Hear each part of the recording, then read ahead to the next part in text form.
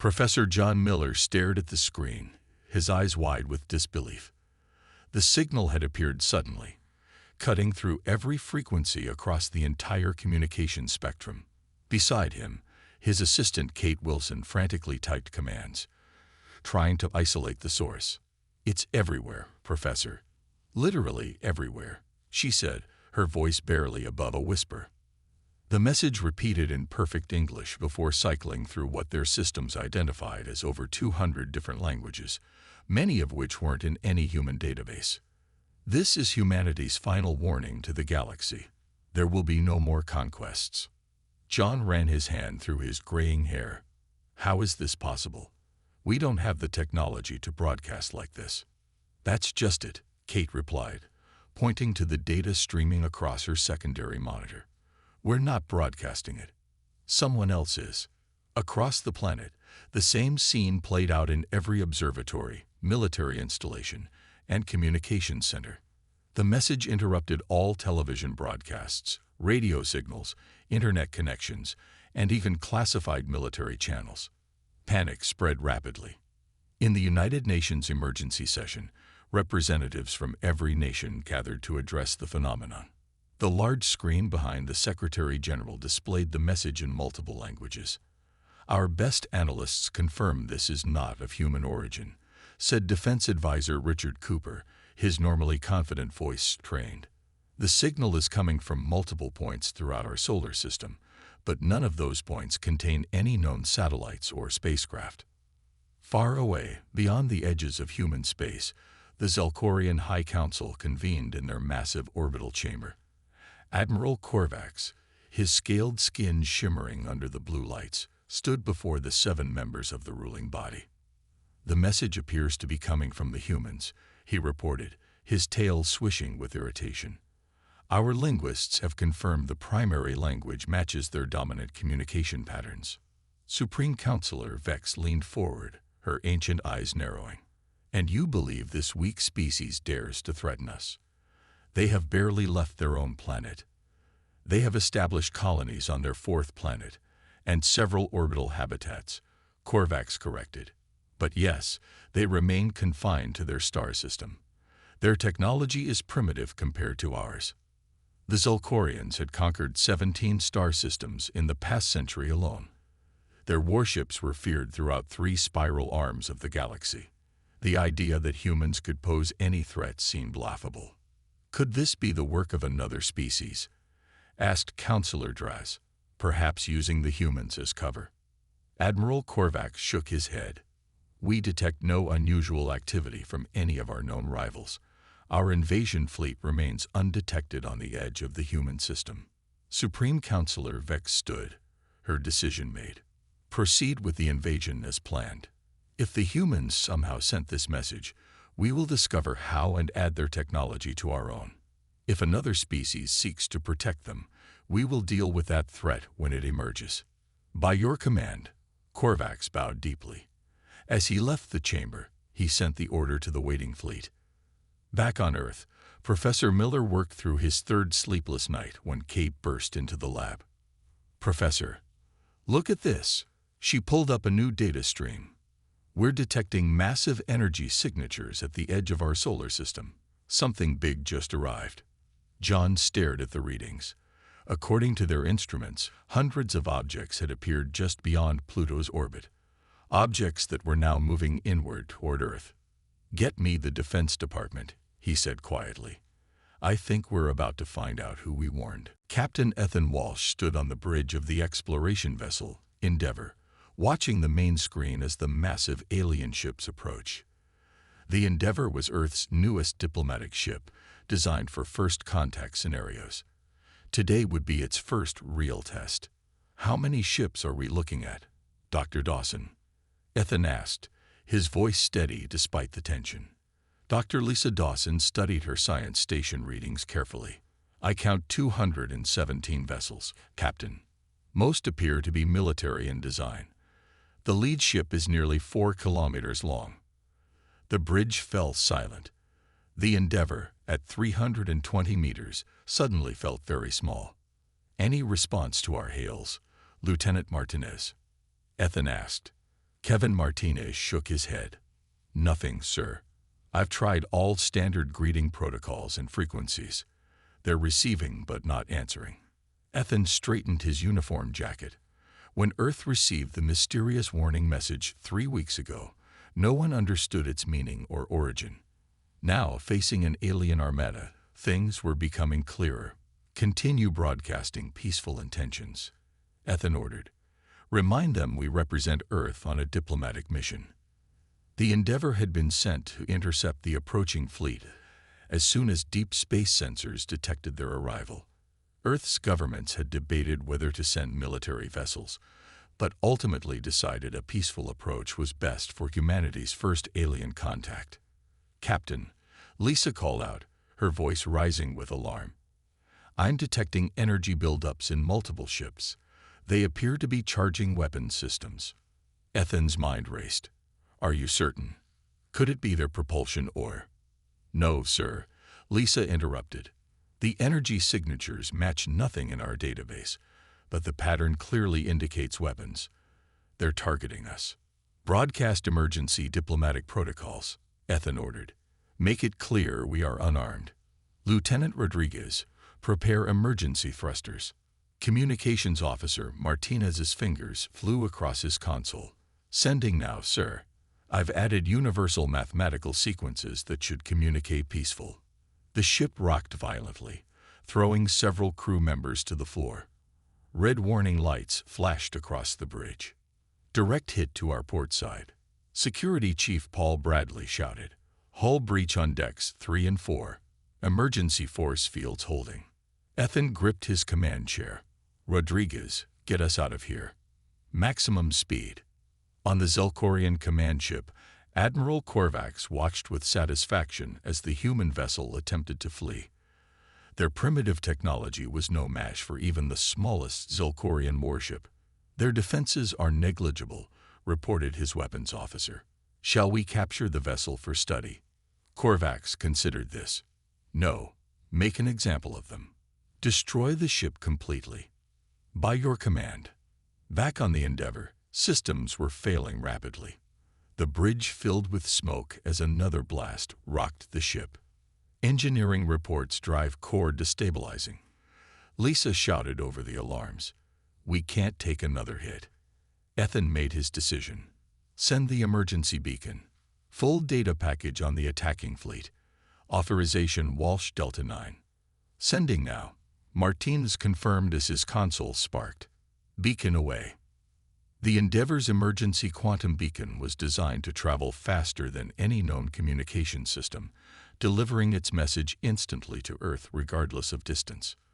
Lisa looked up from her station, her face illuminated by the red emergency lights. Captain, multiple weapons locked on us. Impact in 5 seconds. Ethan stood tall, facing the screen showing the approaching alien vessels. It's been an honor serving with you all.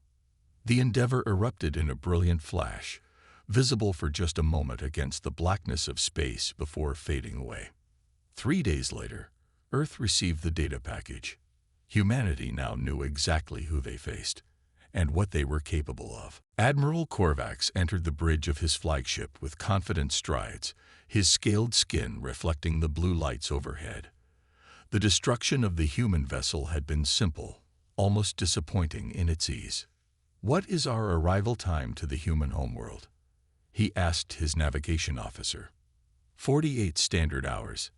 Admiral, the invasion fleet is in perfect formation. Korvax nodded in satisfaction. Begin preparations for planetary bombardment. Target their major population centers first. Admiral. The sensor officer's voice rose in alarm. I'm detecting an energy surge throughout the fleet. Korvax spun toward the main view screen. Source. Unknown, sir.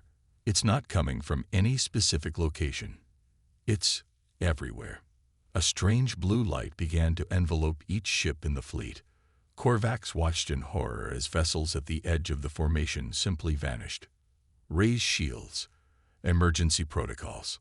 He shouted, but the light was already filling his bridge. The sensation was strange. Not painful, but disorienting, like being pulled in all directions at once. Then darkness. When Korvax regained consciousness, his ship appeared intact. His crew was stirring around him, equally confused. "Damage report," he ordered. "No damage, Admiral," his first officer replied. "But, sir, the fleet is gone. We're alone." "Impossible. Where are we?" The navigation officer worked frantically at his console. "We're in an unknown system. Single G-type star, 11 planets. None of our star charts match this location." Korvax stared at the unfamiliar star pattern on the view screen. "What about our drive systems?" The engineering report came back moments later. Every FTL drive on the ship had been physically removed, leaving their housings empty. They were stranded. A message began broadcasting on all frequencies. No more conquests. Back on Earth, General Olivia Patterson stood in the Pentagon's Situation Room. Her uniform was crisp despite having been awake for 72 hours straight. Around the table sat the highest-ranking military and civilian leaders of Earth's defense forces. "The alien invasion fleet has been neutralized," she stated simply. The room erupted in questions. Was it destroyed? Did we fire weapons? Who gave the authorization? Olivia raised her hand for silence. The fleet was not destroyed. It was relocated to System J9847, approximately 12,000 light-years from Earth. The system has no inhabited planets and contains no FTL-capable species. "But how?" asked Defense Secretary Frank Miller. "We don't have that technology." Olivia walked to the wall screen and activated it. An image appeared showing a small vessel, barely 30 meters long, orbiting where the alien fleet had been. This craft appeared immediately after the fleet vanished. It's broadcasting a message on repeat: no more conquests. Its design matches nothing in our records, yet it bears Earth identification markings. "Is it one of ours?" asked the President, who had been silent until now. "No, Madam President, but its quantum signature shows human manufacturing processes." Olivia paused. "Just not our current manufacturing processes." The implications hung heavy in the room. "You're suggesting it's from our future," the President said. "I'm suggesting that the warning message we received wasn't sent by aliens." Olivia's voice remained steady. "I believe humanity sent that message to itself and to the galaxy." In the United Nations Security Council chamber, representatives from all nations gathered as Olivia presented the same information. "The aliens will survive," she concluded. "But without FTL capability, it will take them generations to return home. Their conquest has been stopped without bloodshed." A representative from Russia stood. "And what happens when other alien species come for us?" Olivia pointed to the image of the small broadcasting vessel. "I believe the message was clear. Humanity has developed, or will develop, the means to prevent conquest throughout the galaxy. Not through destruction, but through displacement." "And the warning?" asked the Secretary General. "No more conquests," Olivia repeated. "For anyone." Ambassador Galactic stood 7 feet tall, his iridescent skin shifting colors with his emotions. Currently, it displayed a nervous purple-green as the Galactic Conclave shuttle approached Earth. As the senior diplomat of the Vesperi Collective, he had been chosen to lead this critical mission. "Remarkable," he said, looking at the blue planet growing larger in the view screen.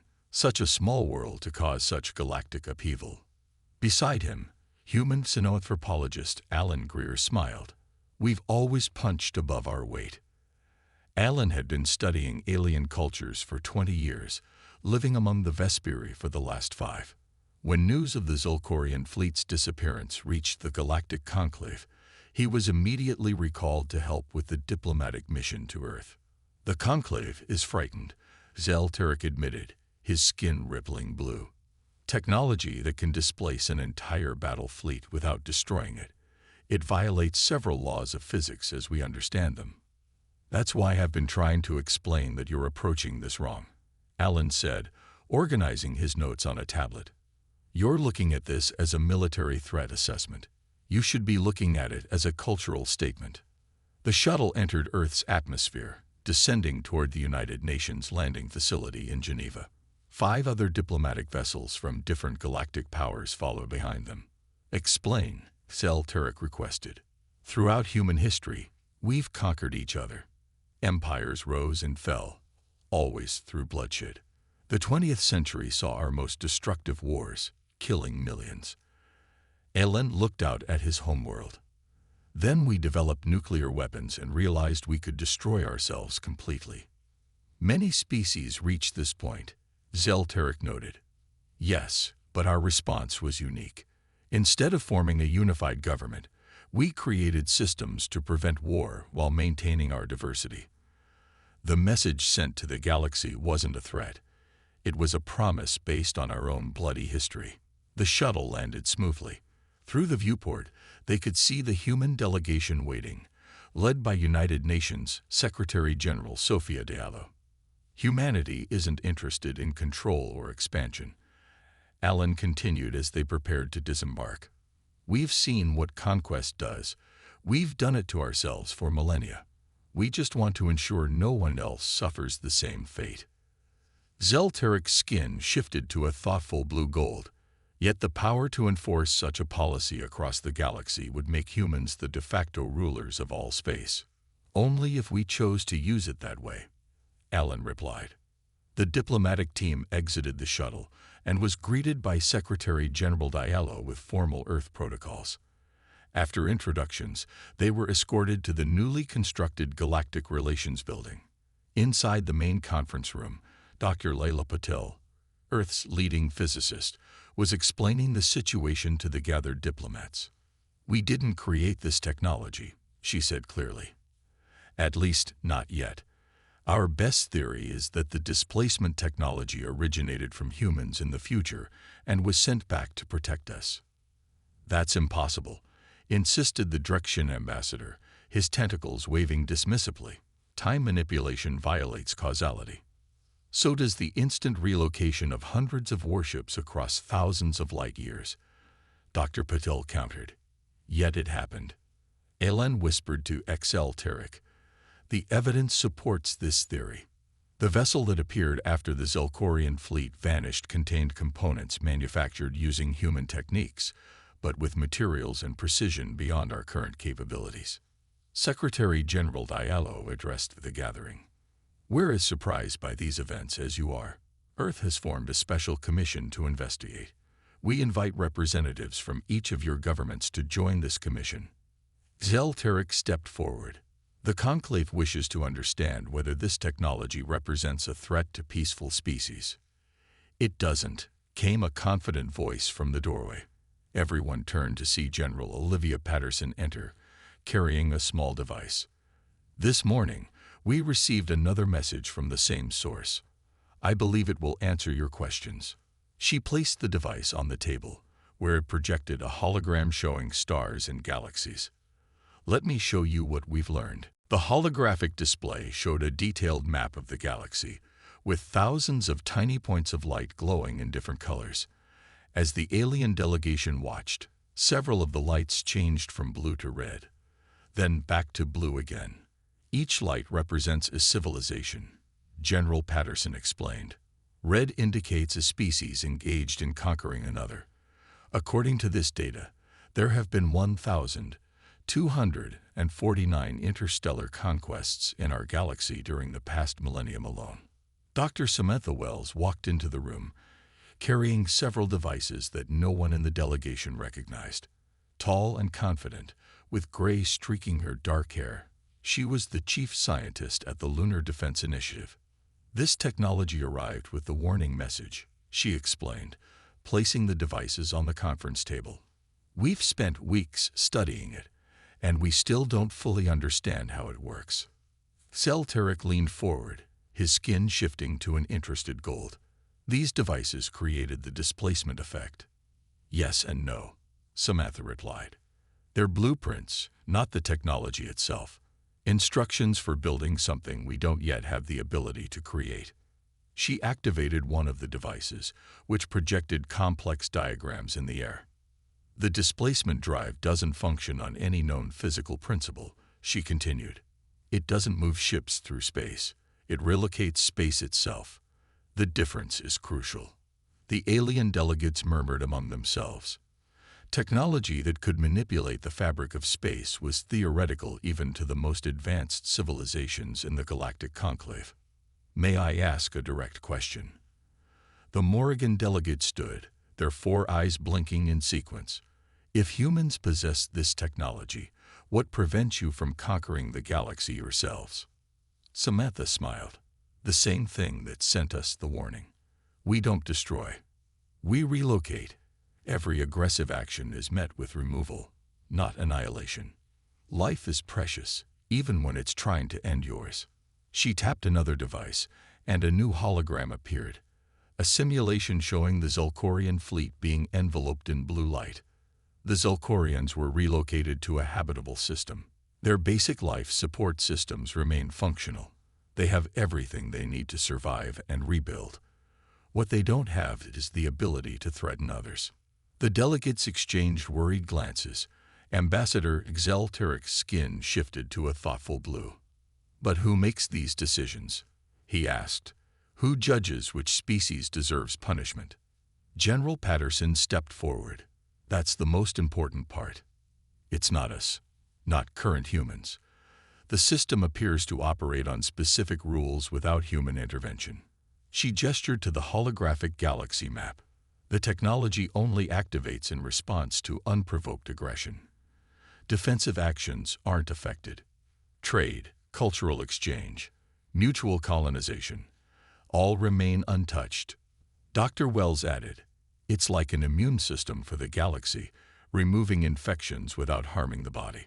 The delegation was escorted to a secure facility beneath the Lunar Defense Initiative headquarters. Through reinforced windows, they observed scientists working with strange equipment that seemed to phase in and out of normal space. This is where we study the prototypes, Samantha explained. We can create small-scale displacement effects, but nothing like what happened to the Zulkorian fleet. She pressed her hand against the glass, watching her colleagues work. The message is clear. Someone, future humans, or perhaps another entity using our image, has decided conquest has no place in the galaxy's future. Alan Greer stepped beside Exelteric. You asked earlier about humans ruling the galaxy, but that's not what's happening. This technology doesn't give us control. It removes the concept of control from interstellar relations entirely. Zelteric's skin shifted to a pale blue of understanding. Your species doesn't want to conquer. It wants to prevent conquest itself. Exactly. Samantha nodded. For everyone. Forever. As the delegation left the facility, they passed a simple plaque on the wall. It contained a quote from a human philosopher.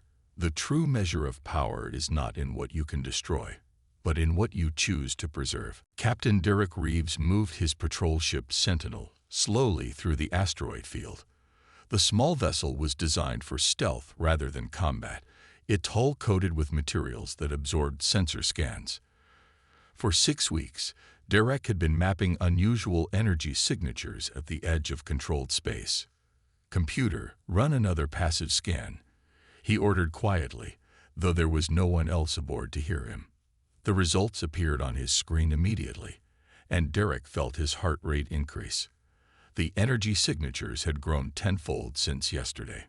Magnify Sector 7, he instructed.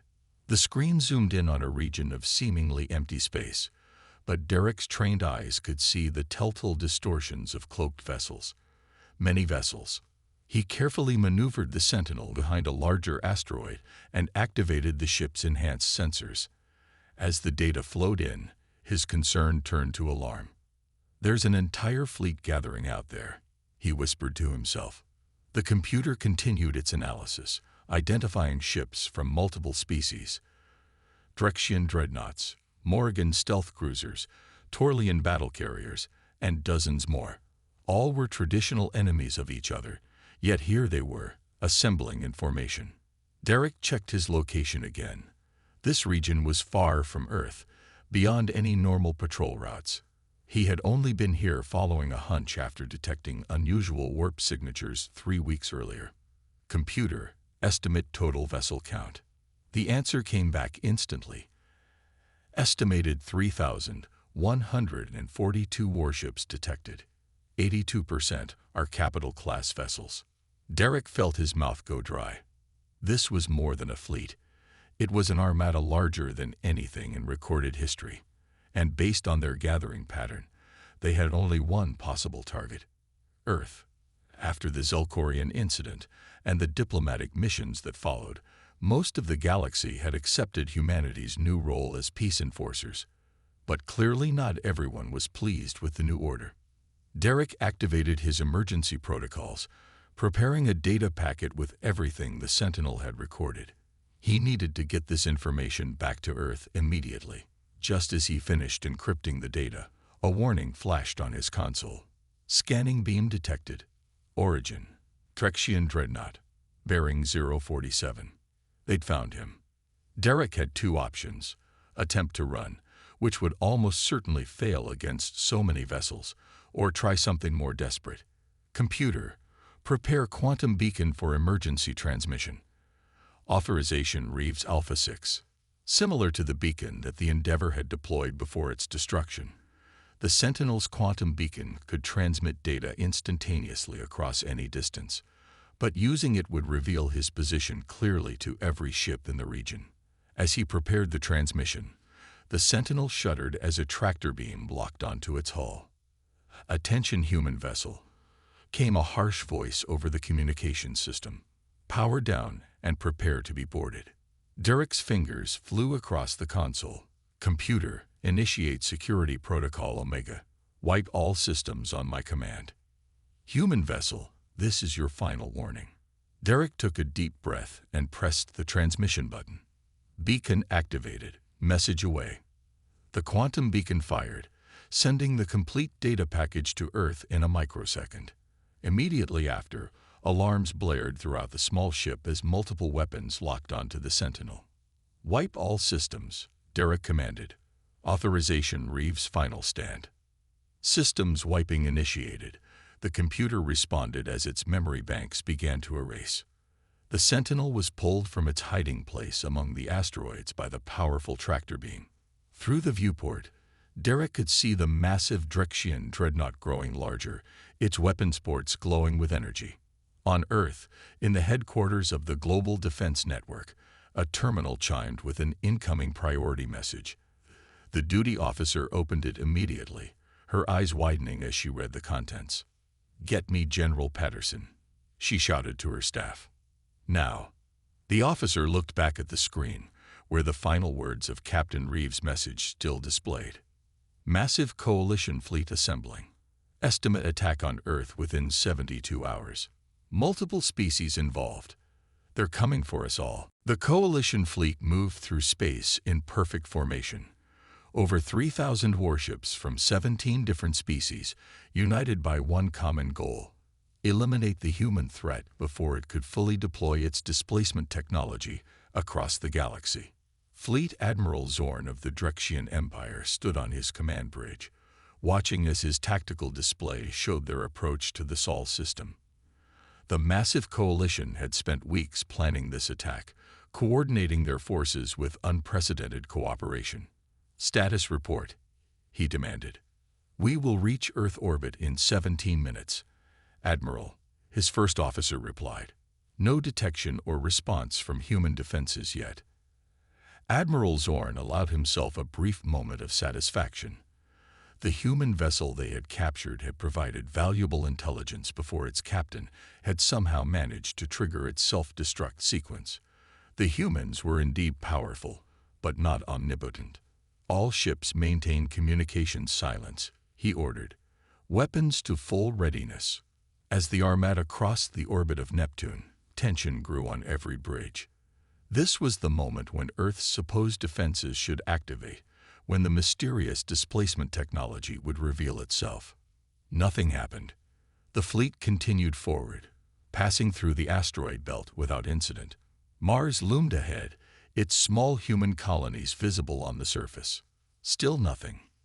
"This is too easy," muttered Zorn's second-in-command. Could their defenses have failed? Or perhaps they were never as powerful as they claimed, Zorn replied. Prepare planetary bombardment sequences.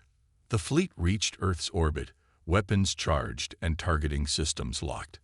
But where Earth should have been, they found only empty space. What trickery is this? Zorn shouted. Where is the planet? His science officer checked the sensors repeatedly.